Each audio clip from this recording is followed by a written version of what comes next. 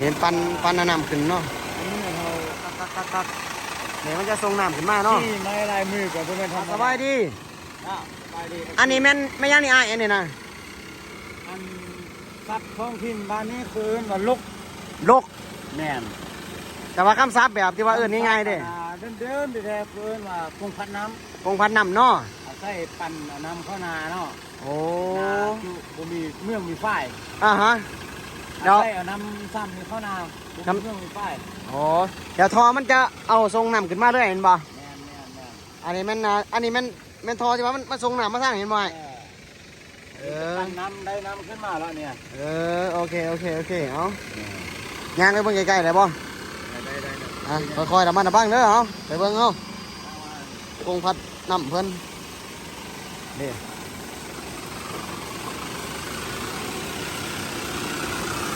โอ้ยังสี่เนาะ เรื่องนี้ โอ้เนี่ยนี่ได้เนาะกันเบาเร็วส่งน้ำขึ้นมาก็มีแต่สีหาอันเนาะ โอ้อันน่ะบังนี่ว่า60ปลายบัง 60ปลายบังบ่โอ้ อาการนี้เป็น60ปลายบัง อืม ก็มีเมื่อมีไฟเลย เอาแต่น้ำซ้ำขึ้นมาเด้อเห็นบ่สบายเนาะแบบบ่ได้ใส่อยังเอิ้นบ่ได้ใส่เครื่องจักรปั่นเนาะ ใส่เครื่องจักร ใส่แต่น้ำธรรมชาติสร้างเองเนาะ แม่น โอ้ครับ เลี้ยวบังเลย อันนี้บังบ่โอ้ไม้ไผ่บ่ ไม่แม่นเพื่อนไม่แม่น ไม้แม่น ไม่แม่น โอ้โอ้ครับคำปั่นน้ำซ้ำขึ้นมาเนาะเพื่อว่าส่งน้ำ หิ เขา มอันนั้นน่ะ มันหิมบ่ อันหิม ทางนั้นก็มีเนาะทางนั้นเนาะ บ้านหิมหน้าตั้ง ครับ บ้านหิม โอ้บ่เคยเห็นเลยนี่นะเดี๋ยวมันจะส่งน้ำเข้ามาทางนี้หน่อยเนาะ เนี่ย โอ้โหเวลาน้ำท่วมมันกับปั่นอยู่ดิ แม่ปั่นตลอดตั้งแต่ที่เยอะกับปั้นไล่เราเฮาล่ะเที่ยวออกเก็บออกจากปั่น จากปั่นสมุน โอเค เฮ้ยเห็นอ่ะกูเจอคนหนึ่งเขาคอยโอ้ที่เชือกมันมัดมาคาดนะดึง แม่นเด้อ โอ้ใช้งานมันเป็นน้อยโอ้ อันนี้แม่นท่อน้ำเนาะที่ว่ามันส่งน้ำออกมาจากกงจักรตัวนั้นเนาะกงจักรตัวนั้นคือเป็นส่งเอาน้ำขึ้นมาเขาให้เขาหน้าเขาครับตอนนี้เราได้ลงมาสังเกตการณ์มันอยู่ที่ทั้งเมืองดุมเลยเนาะเดี๋ยวอยากรู้ว่าก็เป็นว่าในงานเวลาในการสร้างนี่มันโดนปัญหา ประมาณงบประมาณเอาเตรียมพร้อม5 9เตรียมนับเต็มไหมก็ตัดลูกมาเลยประมาณเดือนหนึ่งเดือนหนึงเดือนหนึงจะเอามาเฮ็ดนี่ตั้งเด็ดไปกะต้องมือกันแล้วเอาเลยเนี่ยเอาเฮ็ดเนี่ยต้องมือ แล้วว่าไม่หรือว่าไม่ไผ่นี่มัน บ่ไม่นอกคม ไม่นกอม นอกคมเรากินนอกละ มันก็ไม่ที่มันเป็นงามเหมือนเดิมไม่เป็นงามก็เป็นแบบ ไม่อะไรนะนี่ตัวขวดนี่ เอาไปเรื่อยบอก เนี่ยเป็นไม้อันเดียวก็ได้ก็เพียงแต่มันเนียนหน้าคุณทานทำให้เลยก็ได้ น้ำมันไหลตลอดปีเพราะน้ำนี่ว่าเนี่ยแบบ ที่สร้างสภาพที่สร้างชาติเนาะมันว่ามันนองไม่กับปกติมันนั่นเนียนไรไม่กับลูกอาจจะกินปลาตัวนี้สร้างที่สร้างชาติว่าสร้างคนอำนวยคนที่อยู่สบายน้ำมันไล่วันทำเขานี่มันปกติอันนี้เขาเดินไปกินไปคนนี้ก็ได้หรอกเป็นพวกที่เยอะไปเยอะที่เยอะต่อไปเขากินเอาละจะให้กินในระดับนี้เขาจะกินไป น้ำตัวนี้น้ำความเที่ยงนี่เลยครับที่เราคนนี้น้ำความเพราะถ้าดื่มมันกินอยู่บ่ กิน กินเหมือนกัน ที่กระแทกกินช้าถ้าจะช้าคนนี้เพราะว่ามันท่วมไร่นี่ท่วมไร่มันสูงอยู่สูงไร่แล้วมันก็จะกินช้า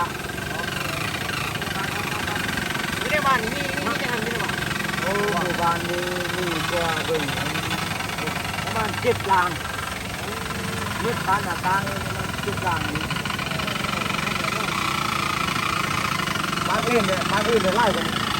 บ้านอื่นมีเป็นเปล่าตั้งกินแน่นอนเนี่ย ว่ามันก็มีเนาะอยู่ว่านั่นเนาะ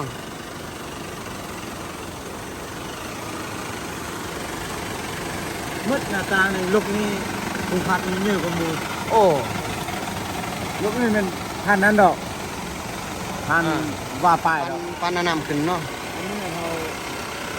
งานแบบไม่เนี่ยให้ไม้เบิร์กี้ไหมว่า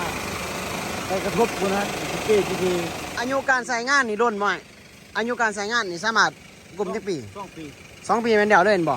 แต่ว่าไม้เฮานี่ก็สิแบบเสียคุณไปตลอดบ่ เนี่ยปีที่3เลยเห็นไหม โอ้ ปีที่3เลยบ้างเลย แสดงว่ากลุ่มได้2 ปีเนาะ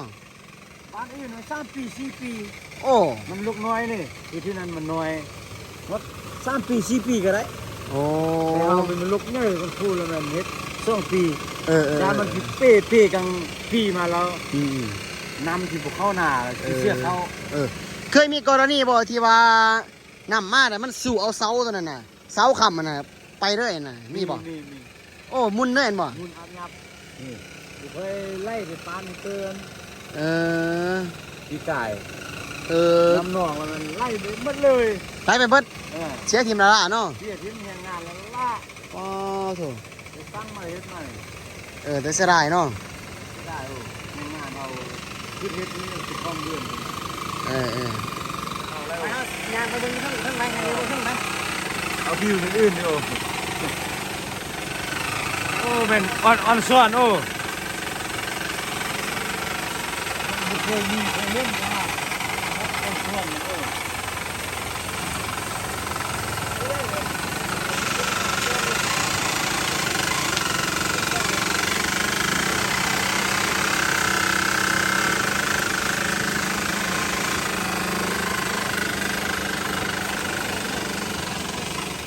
กินแบบนี้ เนาะ มันปิ้นไวเกินส่วนแล้วลู นั่ ก นน่ะ อัดจะเปย์จะเพนะ น้ำมันดิส่งมาทางนี้น้ำ2 ทอนี่คือบอลนี่นี่กับบอลหั่นอืม แค่ดินมามันโอ้โหเล่น คัก